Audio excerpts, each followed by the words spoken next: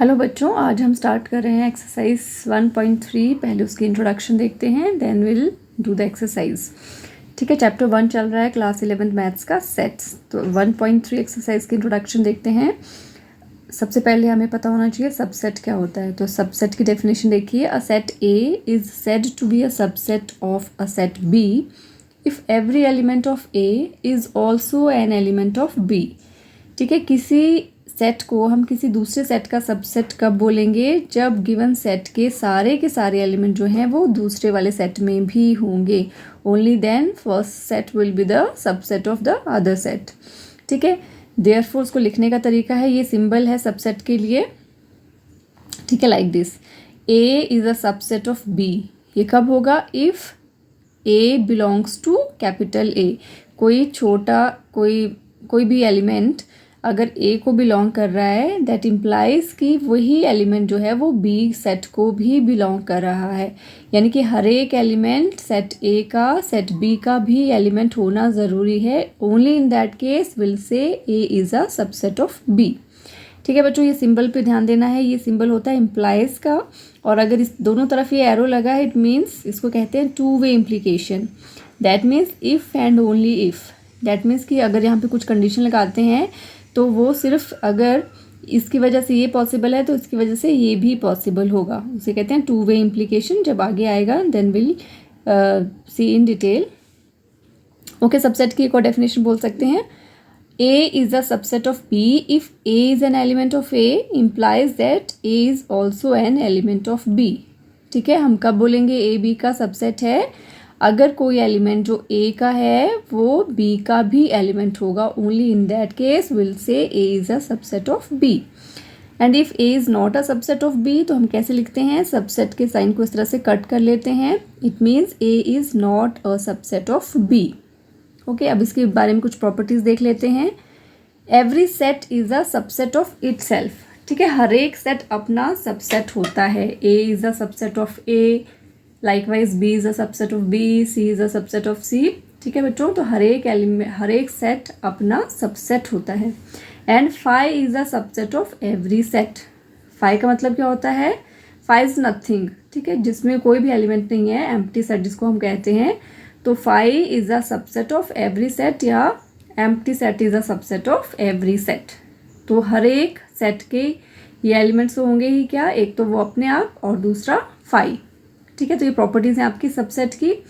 अब सबसेट से ही रिलेटेड एक और चीज़ आती है आपकी प्रॉपर सबसेट या सुपर सेट। ठीक है बच्चों, जैसे नाम से पता चल रहा है, प्रॉपर सबसेट यानी कि वो प्रॉपरली उसके सारे एलिमेंट जो हैं वो दूसरे में होने चाहिए, बेशक दूसरे वाले सेट में कुछ एक्स्ट्रा एलिमेंट्स भी प्रेजेंट हो। पहले डेफिनेशन देखते हैं।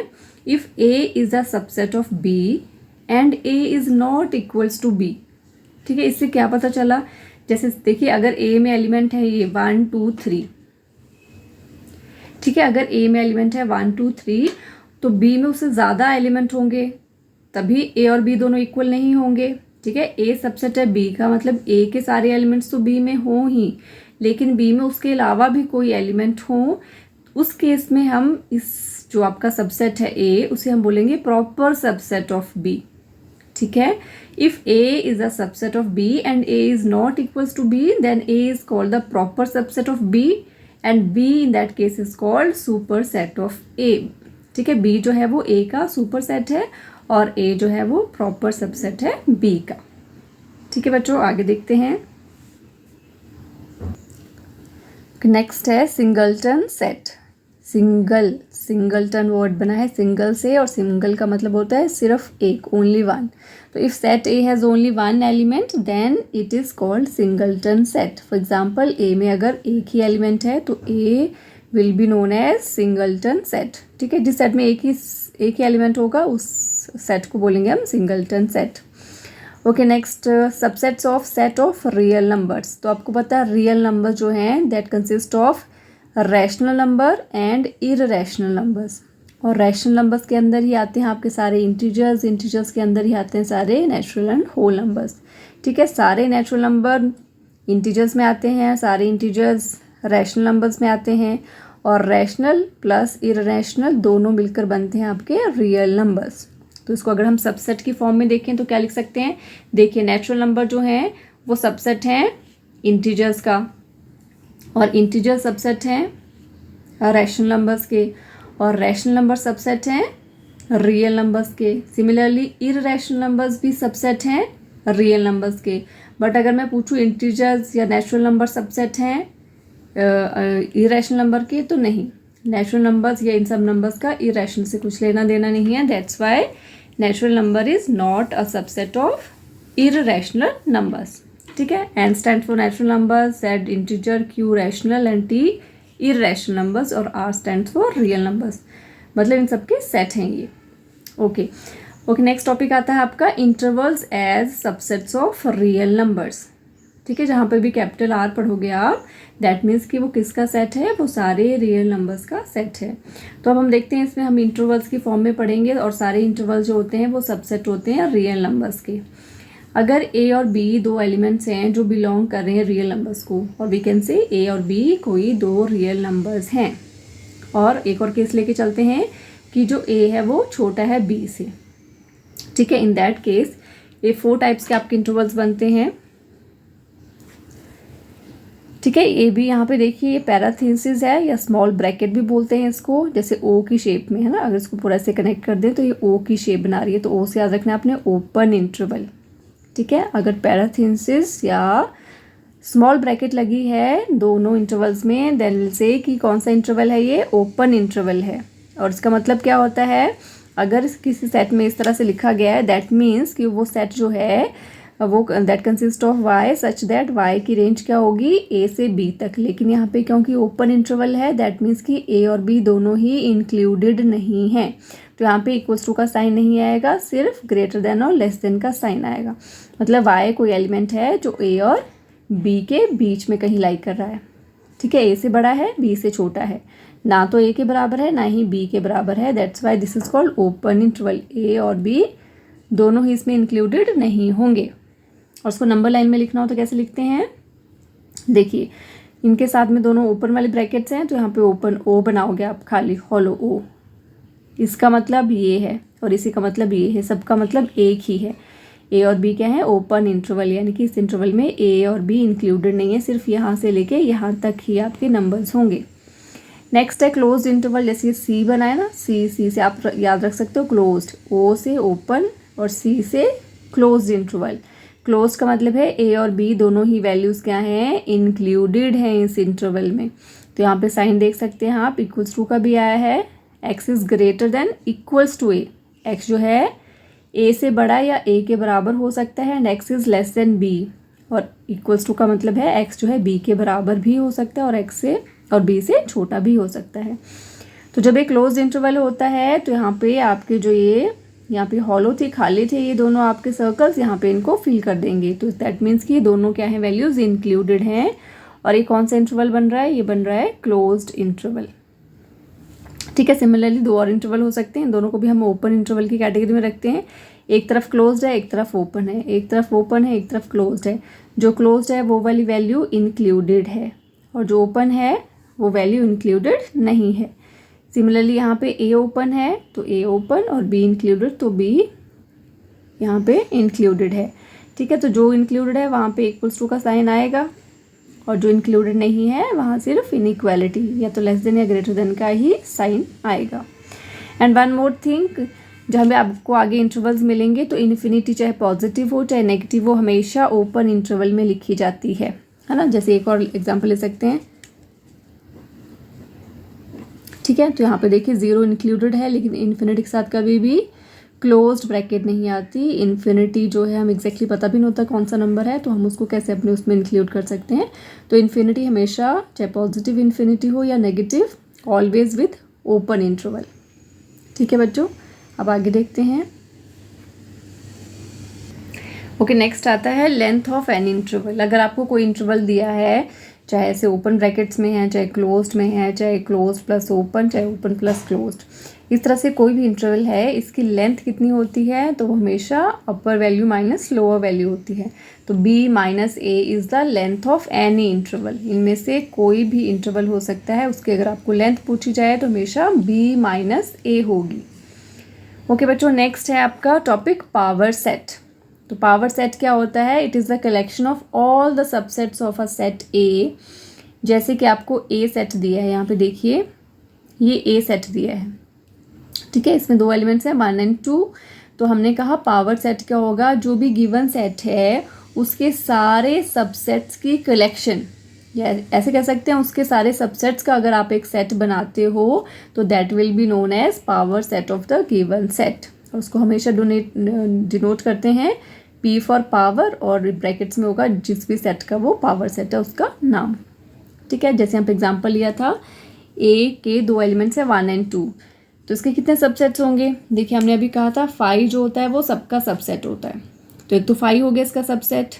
दूसरा खाली 1 एलिमेंट जो है, ये देखिए अगर मुझे A के सबसेट बनाने हैं तो A के सबसेट क्या होंगे? एक तो 5 होगा ही होगा। दूसरा क्या सबसेट होगा इसका? जो भी इसके एलिमेंट हैं अगर मैं उसको ब्रेसेस में लिख दूँ तो ये 1 भी हो जाएगा, 2 भी हो जाएगा, और 1 और 2 दोनों भी होंगे, क्योंकि हर एक सेट जो है A itself will be the subset of A। तो 5 और अपने आप में दोनों तो होंगे, साथ में जितने भी इंडिविजुअल एलिमेंट्स हैं उनको आपको किस में लिखना है? कर्ली ब्रैकेट्स में, क्योंकि ब्रैकेट्स के अंदर लिखोगे तभी वो सेट कहलाएगा, ठीक है। तो यहाँ पे देखिए जिसके 2 एलिमेंट्स थे तो कितने सबसेट्स बने? 1 2 3 4। तो इसका एक जनरल फॉर्मूला भी होता है, this is number of elements of power set of A is equals to क्या होगा? 2 की पावर जितने इसके एलिमेंट्स हैं। तो इसके 2 एलिमेंट्स है तो 2 2s are 4, ठीक है।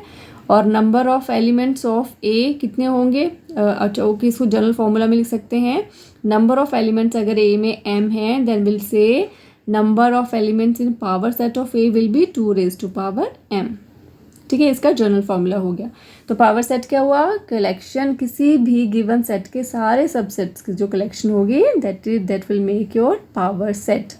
और पावर सेट में कितने एलिमेंट्स होंगे अगर जनरली आपको पूछ लें तो आपको गिवन एलिमेंट में जितने भी गिवन सेट में जितने भी एलिमेंट्स होंगे उसका नंबर याद रखना है और 2 की पावर उतना नंबर कर दोगे, then will get the number of elements in the power set of the given set, ठीक है बच्चों। नेक्स्ट आता है आपका यूनिवर्सल सेट।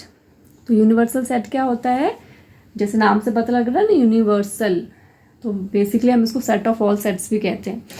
बट देखिए क्या क्या डेफिनेशन है इसकी, a set which consists of all the elements और objects including its own elements and it is represented by U. U stands for universal set. तो कोई भी, जैसे आप किसी भी कंटेक्स्ट में किसी सेट की बात कर रहे हैं तो वो सेट कौन से सेट के अंदर आएगा, और वही जो बड़े वाला सेट होगा उसी को हम उसका यूनिवर्सल सेट कहेंगे।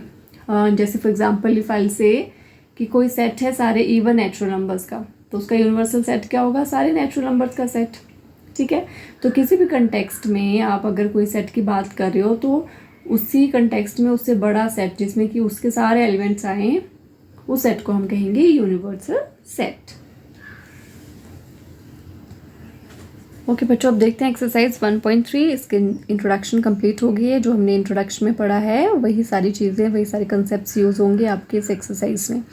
Okay, let us see the exercise. Question number 1 says make correct statements by filling subset or not a subset in the blank spaces. ठीक है, फर्स्ट में एक सेट ये है, एक सेट ये है, बीच में आपका ब्लैंक स्पेस है, there you have to put this sign और दिस साइन, ठीक है। इनमें से कोई भी सिंबल यूज़ करोगे जो भी यहाँ पे एप्लीकेबल होगा। तो इस सेट में मेंबर्स हैं 2 3 4 और यहाँ पे हैं 1 2 3 4 5। तो 2 3 4 ये तीनों ही एलिमेंट्स इस सेट में आ रहे हैं, दैट मीन्स ये वाला सेट जो है वो सबसेट है इस सेट का, ठीक है। नेक्स्ट है A B C और B C D। A इस सेट में है लेकिन A इस सेट में नहीं है, तो यहीं से पता चल गया this is not a subset of this set. Next है X such that X is a student of class 11th of your school, ठीक है। आपके स्कूल के 11th क्लास के स्टूडेंट, ठीक है, 11th क्लास का स्टूडेंट है। और सेकंड में क्या है, X is a student of your school, यानी कि इस वाले सेट में उस स्कूल के सारे स्टूडेंट्स आ रहे हैं और यहाँ पे बात करा उस स्कूल के सिर्फ 11th क्लास के स्टूडेंट्स की। तो 11th क्लास के स्टूडेंट होंगे वो सारे स्कूल के स्टूडेंट्स के अंदर ही रिजाइड करेंगे, दैट मीन्स कि ये भी क्या है, इसका सबसेट है। नेक्स्ट है X such that X is a circle in the plane, ठीक है। प्लेन में कोई भी सर्कल, और यहाँ पे कहा है x such that x is a circle in the same plane with the radius 1 unit. देखिए ध्यान से, दोनों सेम प्लेन की बात करें, इस प्लेन में सारे सर्कल्स आ रहे हैं या कोई भी एक सर्कल, लेकिन इसमें क्या है, सिर्फ वो सर्कल आ रहे हैं जिसकी रेडियस कितनी है 1। ठीक है, तो बेसिकली ये वाला इसका सबसेट हुआ, नॉट दिस वन। तो इस हमें इस तरह से पूछा गया, तो this is not a subset of given set. Next है x such that x is a triangle in a plane and here X is a rectangle in the plane. तो ट्राइंगल और रेक्टेंगल कुछ लेना देना नहीं है, तो obviously this is not a subset, है ना। ट्राइंगल जो है रेक्टेंगल के अंदर थोड़ी ना आएंगी, ट्राइंगल्स आपका 3 साइड्स वाला पॉलीगन है और ये 4 साइड्स वाला। ओके, नेक्स्ट है x is an equilateral triangle in a plane. ठीक है, किसी भी प्लेन में सारे इक्विलेटरल ट्राइंगल्स की बात कर रहा है, और यहाँ पे x is a triangle in the same plane, यानी कि इस प्लेन में जितने भी ट्राइंगल्स हैं, तो जितने भी ट्राइंगल्स उसी उन्हीं ट्राइंगल्स में से होंगी इक्विलेटरल ट्राइंगल्स। तो सारी इक्विलेटरल ट्राइंगल जो हैं वो सारी ट्राइंगल्स वाले सेट के अंदर ही आएंगी, that's why this is a subset of the given set. Next है x such that x is an even natural number and here X is an integer. तो एक्स इंटीजर का मतलब हुआ सारे ही negative number, positive number including 0, वो वाला सारा सेट है, और उसमें से सिर्फ हमें इवन नंबर्स यानी कि 2, 4, 6, 8, तो ये सारे के सारे नंबर इसमें सेट में ऑलरेडी आ रहे हैं, तो ये सेट भी क्या होगा, इसका सबसेट होगा। ठीक है बच्चों, तो क्वेश्चन नंबर 1 कंप्लीट हो गया। अब देखते हैं क्वेश्चन नंबर 2। ओके बच्चों, question number 2 says examine whether the following statements are true और फॉल्स। फर्स्ट है, इस सेट में एलिमेंट्स हैं ए और बी, और इसमें है बी सी ए दोनों में है, बी भी दोनों में है, तो एक्चुअल में ये वाला सेट इसका सबसेट है, लेकिन यहाँ लिखा है नॉट अ सबसेट, तो ये क्या हो गया, ये स्टेटमेंट हो गई फॉल्स। नेक्स्ट है ए ई, एक सेट बना रहे हैं, और दूसरा सेट है x is a vowel in the English alphabet. तो ठीक है, यहाँ पे सारे इंग्लिश अल्फ़ाबेट के वॉवेल्स आ रहे हैं, और यहाँ पे सिर्फ 2 ही वॉवेल्स लिए हैं, तो obviously these are the subset of this. तो ये क्या हो गया बच्चों, ये हो गया ट्रू। नेक्स्ट है 1, 2, 3, और यहाँ पे 1, 3, 5। तो देखिए 2 इस सेट में है लेकिन इसमें नहीं है, तो इसके सारे एलिमेंट्स यहाँ होने चाहिए अगर सबसेट बनना है, तो देयरफॉर ये क्या हो गया बच्चों, ये हो गया फॉल्स। नेक्स्ट ए, और यहाँ पे ए बी सी, तो yes this set is a subset of this, क्योंकि इसके सारे एलिमेंट यहाँ पर हैं, तो ये क्या है, ट्रू। नेक्स्ट है यहाँ पे, ये देखिए ये जो आपका कर्ली या ब्रेसेस के अंदर लिखा है, तो ये बन गया आपका पूरा सेट, और सेट हमेशा दूसरे सेट का, ये भी कर्ली ब्रैकेट्स में है, तो ये दोनों ही सेट्स हैं, तो एक सेट दूसरे का या तो सबसेट हो सकता है, सुपर सेट हो सकता है, लेकिन वो कभी भी उसको बिलोंग नहीं करता। बिलोंग कौन करता है, बिलोंग करते हैं एलिमेंट।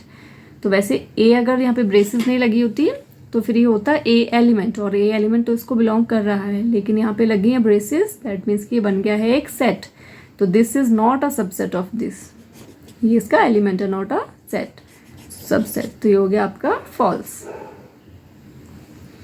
नेक्स्ट है x such that x is an even natural number less than 6। ठीक है, 6 से छोटे इवन नेचुरल नंबर्स कौन कौन हो गए, 2, 4, और यहाँ का x is a natural number which divides 36। ठीक है, तो यहाँ पे देखिए even natural number less than 6 कौन कौन हो गए, इसमें अगर मैं रोस्टर फॉर्म में लिखती हूँ तो आएगा 2 और 4, और इसको अगर रोस्टर फॉर्म में लिखते हैं तो वो सारे नेचुरल नंबर जो डिवाइड करेंगे 36 को। x is a natural number which divides 36, तो 36 को 1 भी डिवाइड करता है, 2 भी, 3 भी, 4 भी, 9, 12, 18 देन 36। ठीक है, तो ये सारे ही नेचुरल नंबर जो हैं वो 36 के डिवाइजर्स हैं, यानी कि 36 को डिवाइड करते हैं। अब हमें चेक करना है 2, 4, तो 2, 4 इसमें आ रहा है, दैट मीन्स कि ये इसका सबसेट है, तो क्या लिखेंगे इसको, ये वाली स्टेटमेंट भी क्या हो गई बच्चों, ट्रू। ठीक है, तो क्वेश्चन नंबर 2 कंप्लीट हो गया। अब देखते हैं क्वेश्चन नंबर 3। ओके बच्चों, क्वेश्चन नंबर 3 है लेट, एक सेट दिया आपको, सेट ए जिसके मेंबर्स हैं, इसके एलिमेंट्स हैं 1, 2, 3, 4 एंड 5। देखिए 3 जो है वो ए का एलिमेंट नहीं है, ये 3, 4 जो कर्ली ब्रैकेट्स में लिखा है। ठीक है, तो ए के लिए कुछ बॉक्स है, समझ लो बॉक्स के अंदर क्या है, दैट इट डजंट नो, ठीक है। तो ए को नहीं पता है 3 और 4 के बारे में, तो ये पूरा एज इट इज आप इसको बॉक्स समझ सकते हो। तो ये जो है 3 और 4 एज अ सेट, ये करली ब्रैकेट्स में सेट लिखा जाता है। तो ये सारा सेट जो है वो एलिमेंट है ए का, तो उसको ध्यान से समझना है।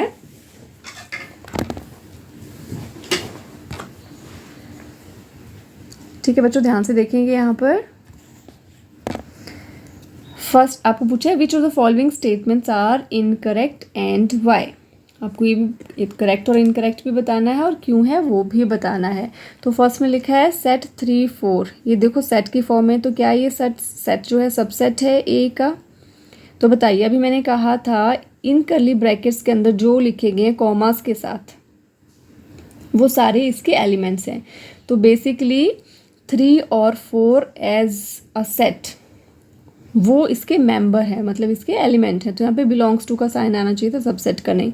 तो आपका रीज़न लिख सकते हो, ये जो है वो आपका इनकरेक्ट है, लिखोगे इनकरेक्ट। और पूछा है वाई, तो रीज़न क्या होगा? 3 does not belongs to A, 4 also does not belongs to A. एक ही लिख सकते हो। फॉल्स के लिए देखो आपको सिर्फ एक ही एग्जाम्पल सफिशिएंट रहता है। तो 3 ए का एलिमेंट नहीं है, फिर से बता रही हूँ उसको, ये 3 4 एज अ कम्बाइंड एक करली ब्रैकेट्स के अंदर ये पूरा का पूरा इसका एलिमेंट है। आप इसको ऐसे सोच सकते हो कि बॉक्स के अंदर ये बॉक्स रखा है यहाँ पे, तो ए को थोड़ी ना पता बॉक्स के अंदर क्या है, ठीक है। वो उसका बॉक्स जो है एज इट इज़ वो उसका एलिमेंट है, ना कि उस बॉक्स के अंदर की चीज़ें। तो ये जो है वो एज अ होल यूनिट इसका एलिमेंट था। तो यहाँ पे क्या आना चाहिए था? बिलोंग्स टू का साइन। तो ये वाला करेक्ट है, करेक्ट है, because is an element of A, ठीक है। ये जो पूरा कर्ली ब्रैकेट्स के अंदर लिखा है ये सारा का सारा ही ए का एलिमेंट है, तो इसलिए एलिमेंट्स के लिए बिलोंग्स टू का साइन ऑब्वियसली आएगा। तो ये करेक्ट है। नेक्स्ट देखिए, अब ये एलिमेंट है कर्ली ब्रैकेट्स के अंदर, जो चीज़ ये ब्रैकेट है एलिमेंट है, तो उसके बाहर एक और कर्ली ब्रैकेट लग गई, अब बन गया ये set. Now this is correct, ठीक है, बिकॉज ये अब किसी मेंबर को, किसी एलिमेंट को अगर हम ब्रेसेस के अंदर रख लेते हैं तो वो बन जाता है उसका सेट। तो ये सेट जो है ए का सबसेट है, ठीक है, बिकॉज इसका सेम ही रीज़न है। 3 4 जो था वो एलिमेंट था ए का, तो उसमें एक और ब्रैकेट लगा देंगे तो वो सबसेट बन जाएगा। तो ये स्टेटमेंट करेक्ट है, ठीक है। जहाँ पे भी आपका इनकरेक्ट है आपको सिर्फ वहीं पे रीज़न देना है। नेक्स्ट है 1 बिलोंग्स टू ए, तो 1 बिलोंग्स टू ए, ठीक है। 1 जो है बिलोंग करता है ए को, क्योंकि ये इसका एलिमेंट है, तो ये भी स्टेटमेंट क्या है? करेक्ट है। ओके, नेक्स्ट है 1 इज अ सबसेट, तो ये इनकरेक्ट है। क्यों? बिकॉज 1 बिलोंग्स टू ए, और सबसेट के लिए कंडीशन होनी चाहिए थी ये वाला, ये सबसेट होना था, therefore this should be subset of A, not this. तो इनकरेक्ट है। नाउ 1 2 3 5, 1 2 5, तो ठीक है 1 2 5, ठीक है। 1 2 5 अगर ब्रेसेस के अंदर है तो ये बन गया एक सबसेट ए का, तो ये करेक्ट है स्टेटमेंट। देन 1 2 5 बिलोंग्स टू ए, नहीं, तो ये तो सेट है, सेट तो बिलोंग नहीं करता, तो इनकरेक्ट है, ठीक है। बिकॉज यहाँ पे क्या रीज़न लिख सकते हो? Because 1 belongs to A, 2 belongs to A, then 5 belongs to A, ठीक है। Therefore 1 2 5 this should be subset of A, ठीक है। इसका सबसेट, क्योंकि ब्रेसेस के अंदर लिख दिया हमने, तो ये क्या बन गया? एक सबसेट बन गया, एक सेट बन गया। और ये सेट जो है ए के सारे एलिमेंट्स में से ये कुछ एक एलिमेंट्स हैं, तो ये इसका प्रॉपर सबसेट है।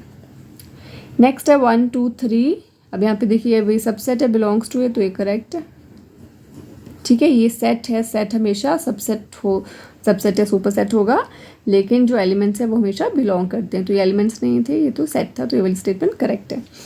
नेक्स्ट है 5 बिलोंग्स टू ए, नहीं, तो ये भी क्या है? इनकरेक्ट है।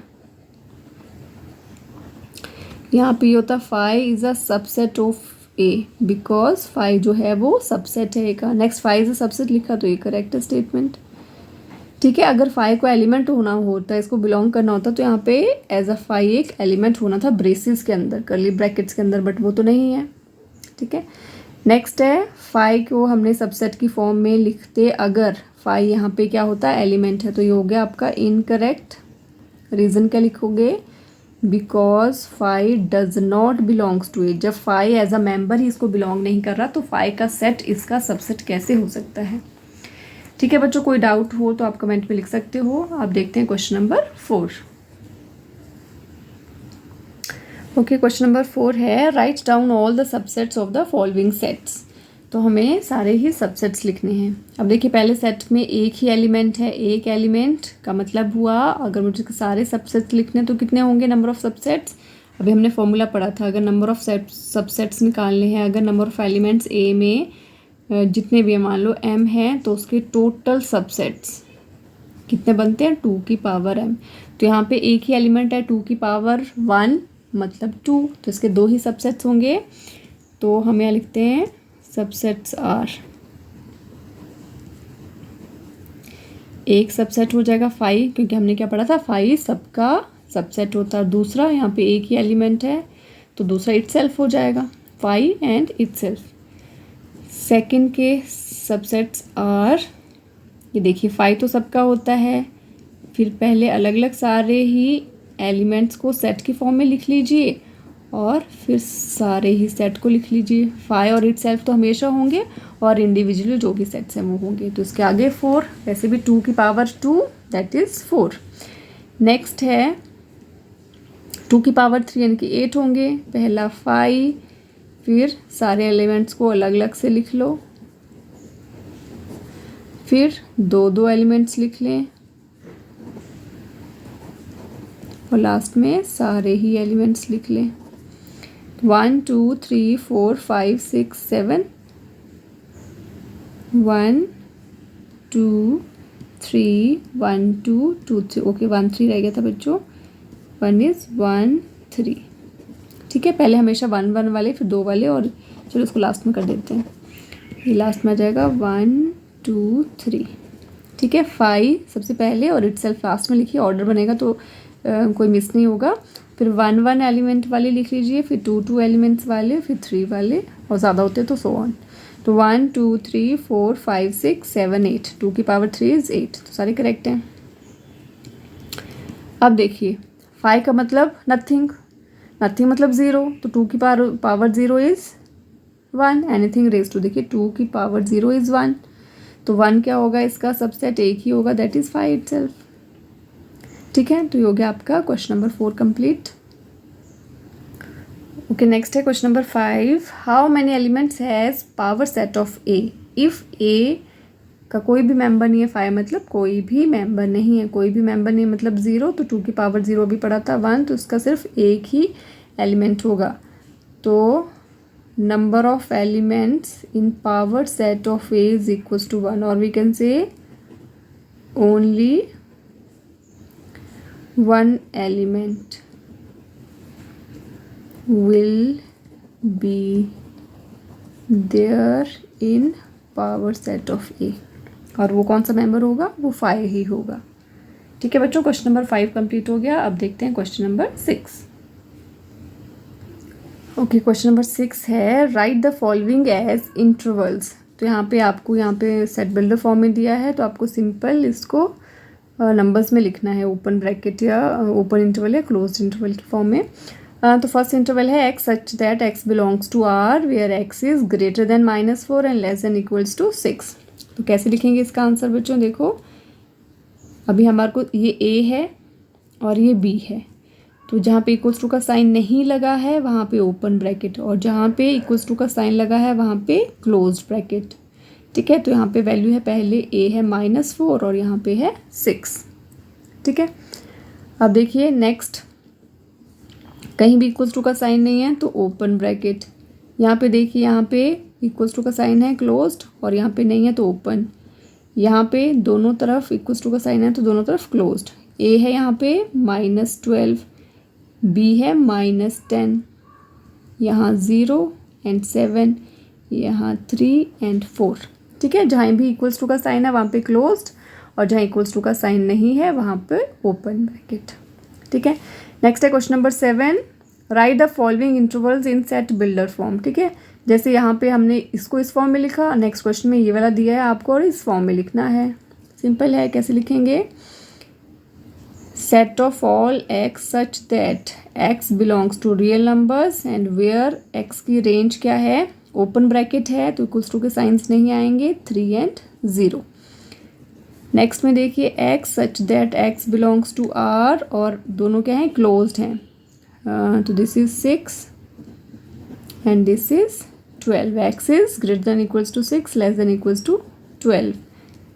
Next x such that x belongs to R और x की वैल्यू क्या है, यहाँ पे क्लोज, यहाँ ओपन है तो और यहाँ पे क्लोज है तो इक्वल्स टू भी आ जाएगा। नेक्स्ट में x such that x belongs to R और x की रेंज यहाँ पे क्लोज्ड है तो यहाँ पे आएगा इक्वल्स टू का साइन भी यहाँ पर नहीं आएगा, यहाँ पे -23 और यहाँ पर 5। ठीक है, सिंपल था ये। अब देखते हैं question number 8। Next question number 8 है, व्हाट यूनिवर्सल सेट और sets would you propose for each of the following. ठीक है, यहाँ पे 2 सिचुएशंस दी हैं और आपको बताना है इस गिवन सेट के लिए आप कौन सा यूनिवर्सल सेट जो है वो प्रपोज करोगे।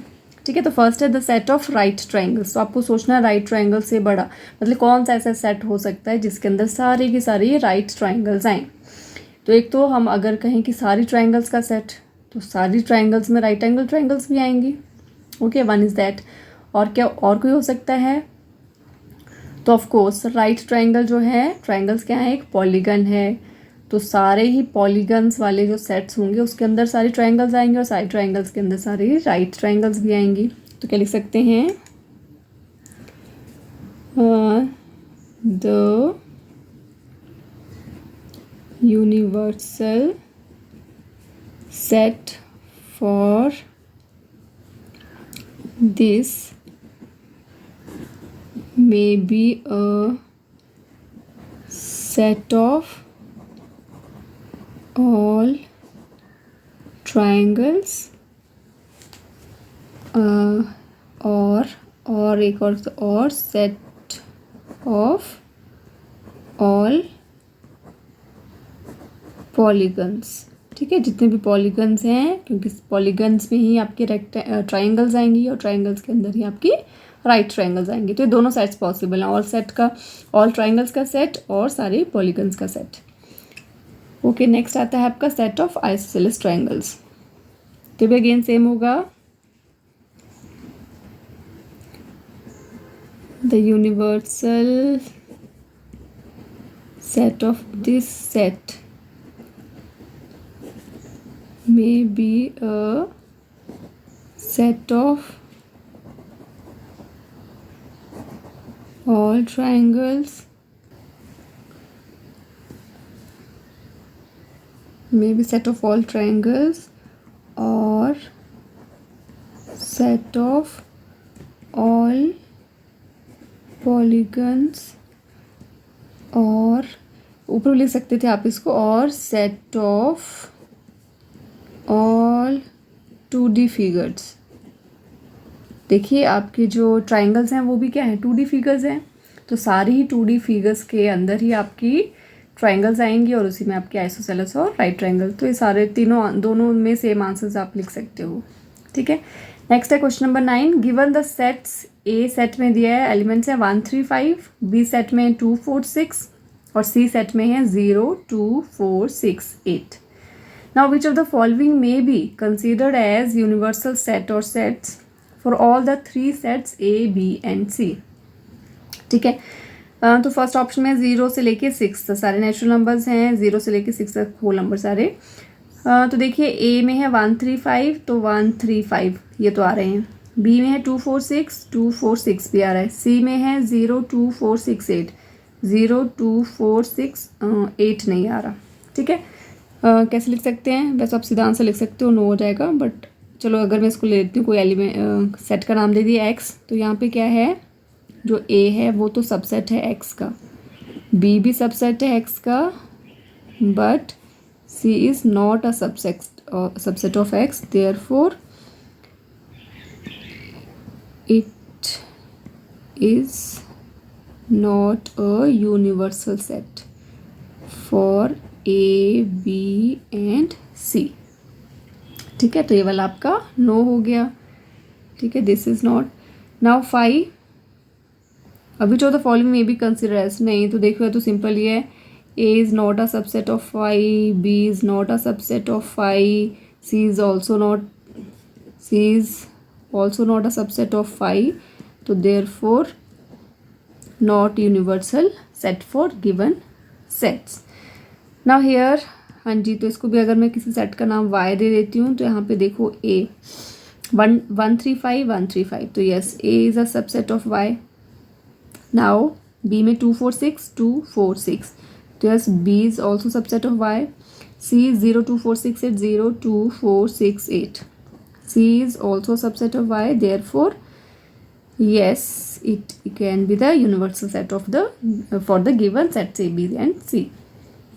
नेक्स्ट है 1 2 3 4 5, इसको मैं चलो Z का नाम दे दें, तो A is a subset of 1 3 5, yes ये है. B 246 246, yes B is also subset of Z. C में 0 है, इसमें 0 नहीं है, तो C is not a subset of Z, therefore not a universal set of given sets. तो यहाँ पे अगर आपको उसको मार्क करना है कौन सा करेक्ट है, तो देखिए आपका ये सी ऑप्शन करेक्ट है. ठीक है, यहाँ पे आपका यस है, बाकी में नो नो नो. ठीक है, तो this is not this is not this is not. इसमें कहा था सेट और सेट्स, तो एक से ज़्यादा भी हो सकते थे, लेकिन यहाँ पे सिर्फ एक ही सेट है जो ए बी सी के लिए यूनिवर्सल सेट की तरह एक्ट कर सकता है. ठीक है बच्चों, तो ये आपकी एक्सरसाइज 1.3 कंप्लीट हो गई. नेक्स्ट वीडियो में नेक्स्ट एक्सरसाइज की इंट्रोडक्शन और एक्सरसाइज दोनों ही देखेंगे.